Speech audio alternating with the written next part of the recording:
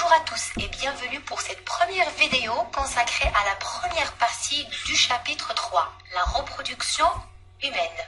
Ce chapitre traite les axes suivants: les organes reproducteurs et leurs fonctions, la fécondation et l'évolution de l'œuf, la grossesse, l'accouchement et l'allaitement, et enfin la régulation des naissances.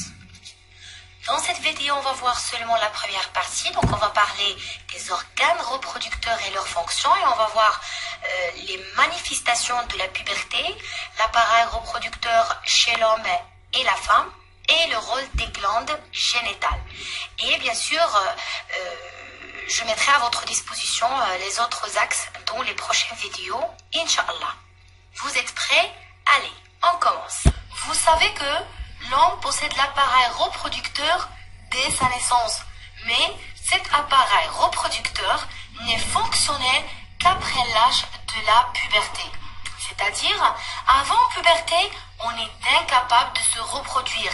Il faut que notre appareil reproducteur devienne mature. En fait, tout le corps se transforme. Il y a des changements physiques, psychologiques, donc on passe du stade enfant à celui d'un adulte.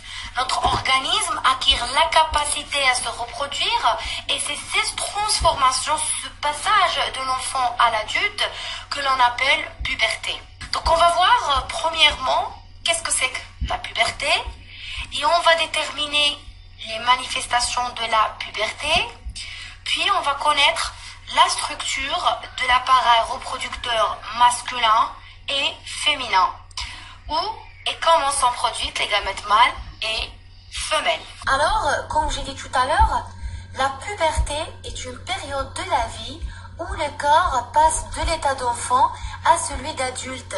C'est-à-dire, c'est la période de la vie pendant laquelle le corps de l'enfant se transforme pour devenir celui d'un adulte capable de se reproduire.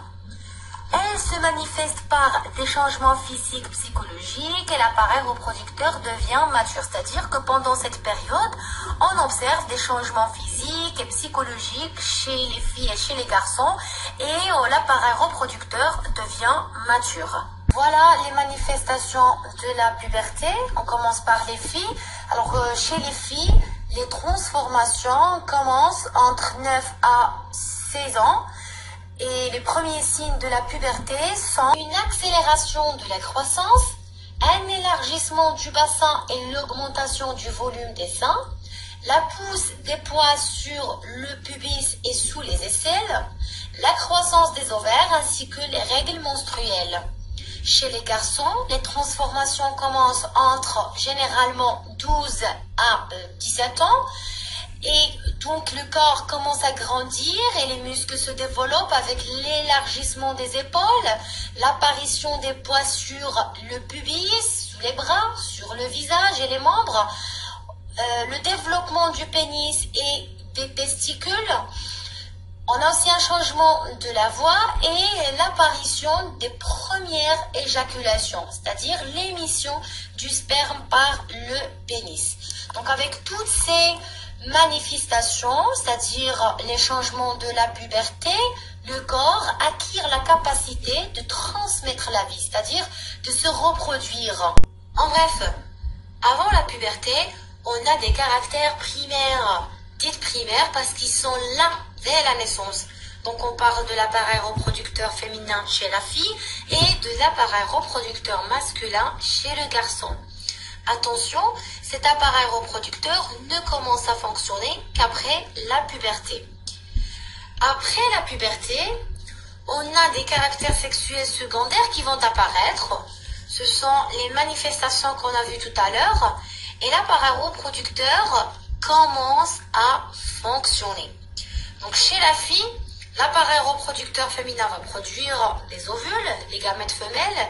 Et chez le garçon, l'appareil reproducteur masculin va produire les gamètes mâles, les spermatozoïdes. Maintenant, allons-y voir les organes reproducteurs et leurs fonctions chez les deux sexes. On commence par l'appareil reproducteur masculin chez le garçon et le rôle des glandes génitales. Donc ici, vous avez un vue de profil de l'appareil reproducteur masculin.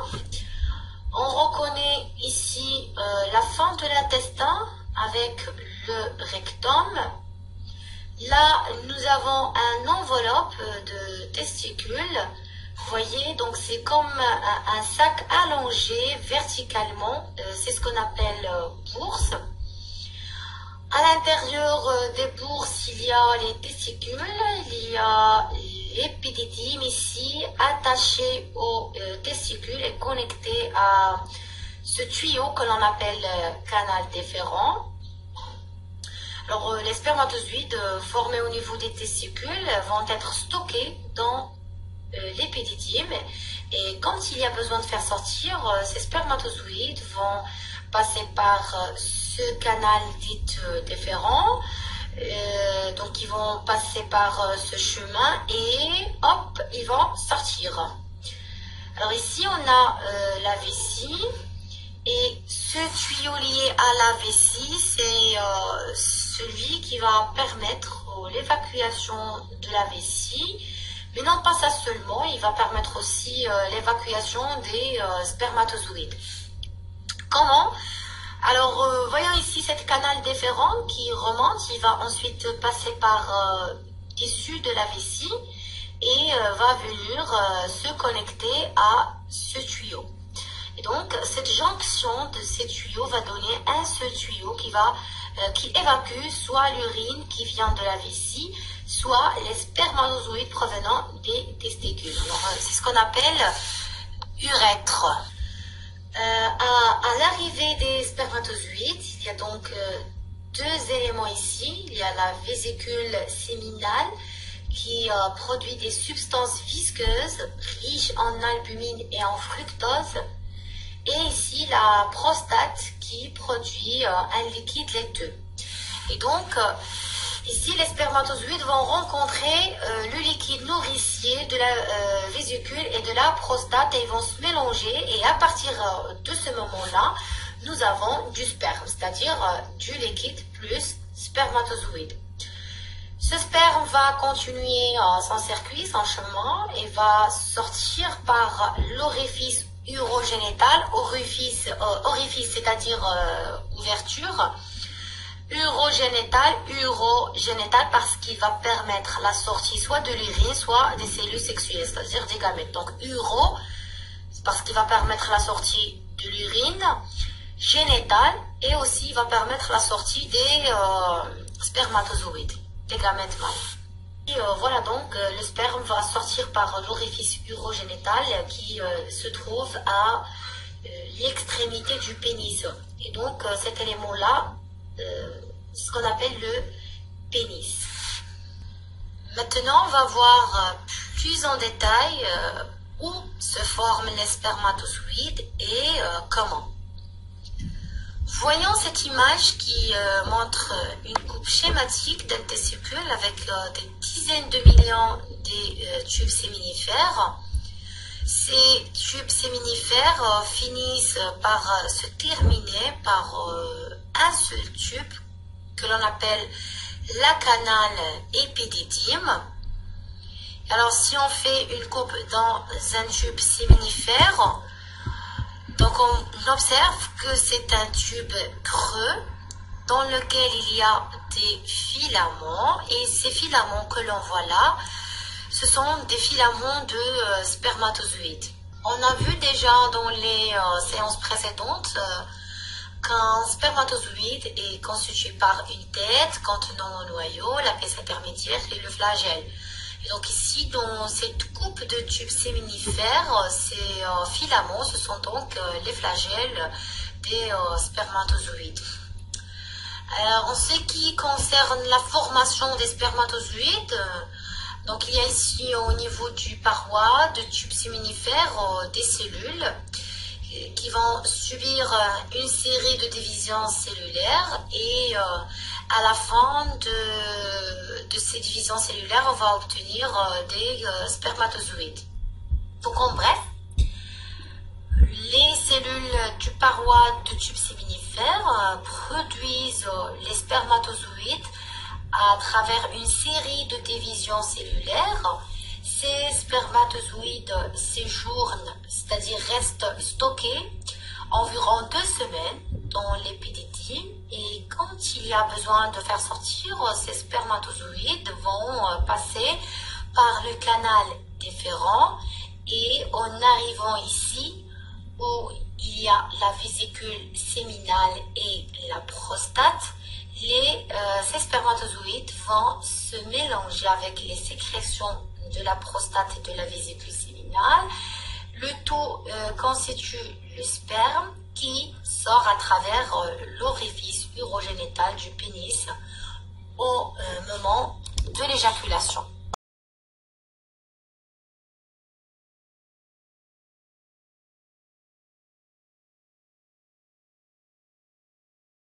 On passe à l'appareil reproducteur féminin et le rôle des glandes génitales. Alors sur cette vue frontale du système génital féminin, nous voyons ici 2 ovaires qui sont localisés de part et d'autre de l'utérus. Donc on a un ovaire de chaque côté. Ces 2 ovaires sont maintenus en place grâce à des ligaments. Voilà donc les ligaments qui font le lien entre l'ovaire et l'utérus. Et on a ici, comme vous voyez, ce qu'on appelle les trompes utérines. On dit encore trompe de Fallope, qui a leur partie terminale. On trouve donc cette partie découpée, pleine de franges, ce qu'on appelle pavillon. Et donc ce pavillon aura la fonction de récupérer l'ovule, c'est-à-dire le gamète femelle, au moment de l'ovulation. La trompe est connectée ici à la cavité utérine. Cavité utérine, comme son nom l'indique, c'est une cavité, c'est-à-dire un trou au milieu d'un organe appelé utérus. C'est pour cela qu'on dit cavité utérine. La partie qui se retrait ici s'appelle le col de l'utérus. Et cette partie-ci qui se connecte avec l'extérieur, c'est le vagin. C'est la partie de l'appareil génital qui permet l'accouplement. En bref, le pénis va rentrer dans le vagin, déposer les spermatozoïdes au fond du vagin pour que ceux-ci puissent entrer à l'intérieur de l'utérus, c'est-à-dire pour que les spermatozoïdes puissent entrer à l'intérieur de l'utérus. Et au moment de l'ovulation, l'ovaire expulse l'ovule et le pavillon avec ses petites franges va faire comme une main qui va aspirer l'ovule pour la récupérer. Ce gamète femelle poursuit son chemin dans la trompe. C'est dans cette première partie ici que pourra se faire la fécondation, donc entre cet ovule et le spermatozoïde. On va voir dans une vidéo prochaine ce qui va se passer si on a une fécondation, sinon l'ovule meurt et va être éliminé. C'est-à-dire si on n'a pas la fécondation après 24 heures à 48 heures, l'ovule meurt et il va être éliminé.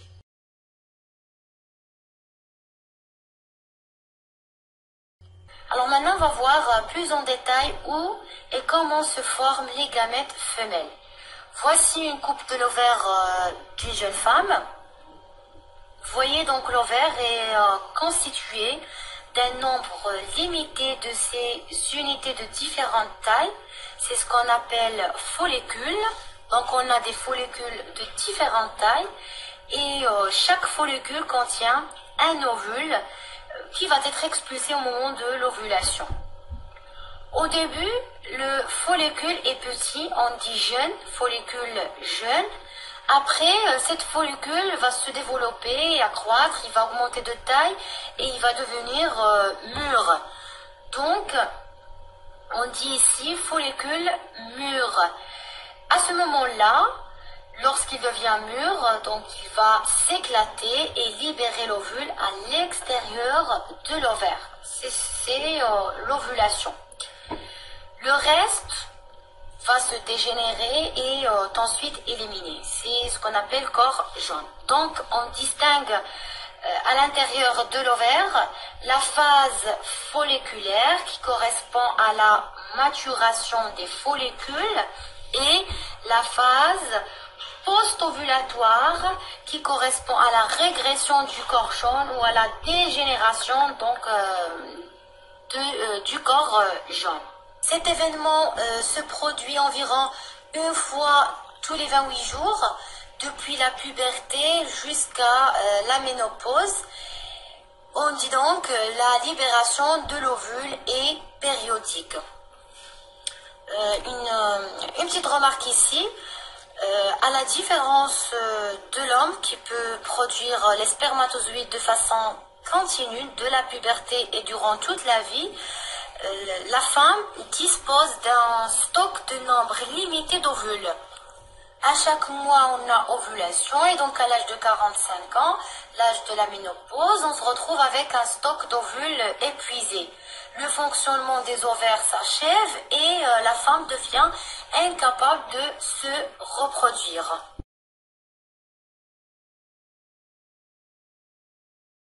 La première partie du cours a pris fin. Je vous donne rendez-vous dans une vidéo prochaine pour traiter la deuxième partie, Inch'Allah.